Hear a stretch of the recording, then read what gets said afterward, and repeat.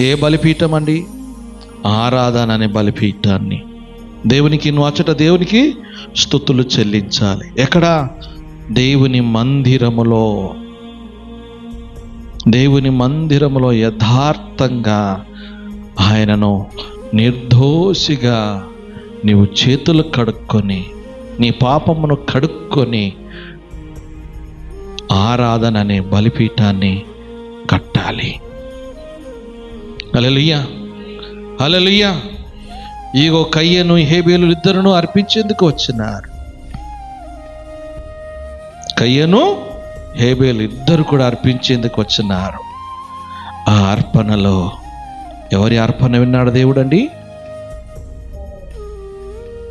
హేబేలు బలి అర్పణ, ఆరాధన.